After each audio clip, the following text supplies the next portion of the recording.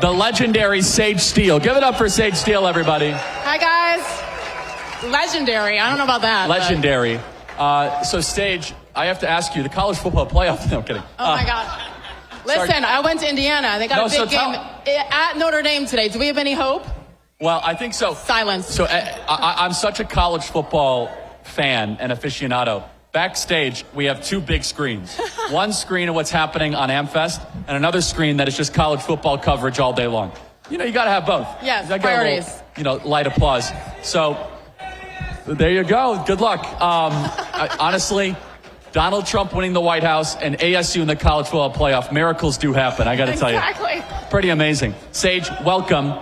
Thank You've you. been increasingly outspoken this last year. How has that been for you in this scary political world? That's the word. It's scary, and it's crazy, and it's intimidating, and it's awesome, and it's freeing. It's like, I didn't know there's a whole world out here, Charlie. I used to just watch from afar and think, in my next life, I'll be able to be honest and be able to talk to people like Charlie Kirk, who's half my age and inspiring me and inspiring millions of people. I want you to know I have 3 kids in college this year, 3 college kids. My kids didn't listen to a thing I said. They don't, right? That's what you guys do.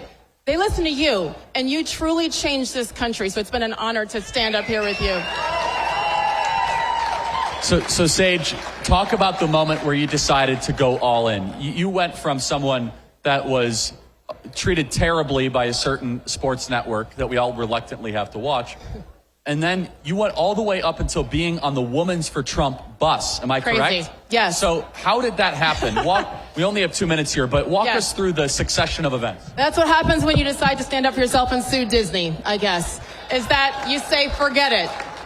Was I, quote unquote, throwing away my sports career? Absolutely. But I trusted in God. And at the end of the day, I felt that if I was preaching to my kids to be true to themselves and to stand tall for what they believe in, but then went silent, then I'm a hypocrite. How can I teach my kids to do that, but then stay quiet, even though it was scary, even though it was costly in every possible way? That was my turning point. And when I got to interview Laura Trump on my show, the Sage Steele Show, she taught me about courage.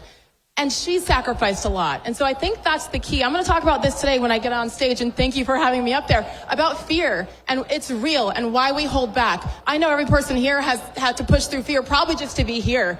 And we got to keep pushing through. And it's been amazing to put the pink jacket on with Laura Trump and everybody. I love it. So Sage, there's people in this audience and people online that have that decision. A boss is telling them that they can't be political, or a friend in college is bullying them, or a professor. Based on what you've learned, what is not just your advice, but the sharing of the lessons for those that are going through those fork in the road moments? Or when your boss is telling you have to get a vaccine in order to keep your job, which is why I ended up eventually leaving ESPN.